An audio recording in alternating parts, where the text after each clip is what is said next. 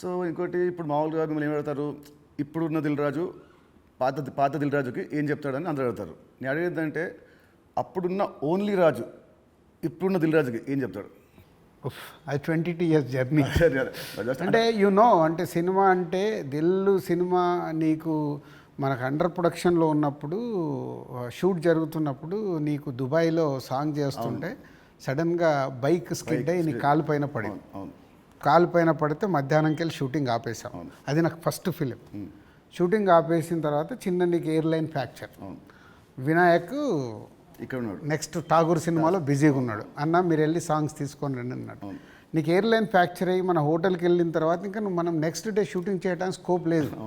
Pack up, అందరు return వెళ్ళిపోవాలి. So అప్పుడు లక్ష్మణ్ అంకులు శిరీష్ అంకులు టెన్షన్లో ఉన్నారు. నేనేమో వెళ్ళిపోయి పడుకున్నాను.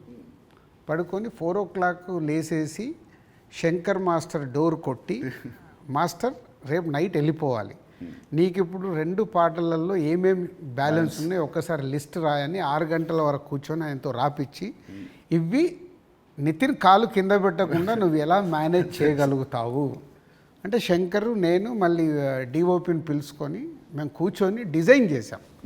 డిజైన్ చేసి మీకు చెప్తే మీరు అందరూ ఏంటి షూటింగ్ ఉందా, ఎలా చేస్తారు అంటే ఇలా చేయబోతున్నాం, విల్ ఫినిష్ నెక్స్ట్ 2 days అని నీ కాలు కింద పెట్టనివ్వకుండా 2 రోజులు షూటింగ్ చేయించా. కూర్చొని స్టాండింగ్ అంటే నా మొదటి సినిమా, నాకు ఆ సిచ్యువేషన్ అలాంటిది. ఆ రోజు 2 రోజులు షూటింగ్ ఆగకుండా చేసుకొని వచ్చి రిలీజ్కి ముందు మళ్ళీ ఆర్ఎఫ్సికి వెళ్ళి ఆ బ్యాలెన్స్ షాట్లని 2 పాటలు తీసి మ్యాచ్ చేసాం.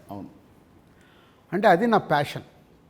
అంటే మొదటి సినిమాలోనే నేను ఒక సమస్య వస్తే దాన్ని జాగ్రత్తగా హ్యాండిల్ చేసుకొని సినిమాకి ఎలాంటి డ్యామేజ్ జరగకుండా చేయగలిగా.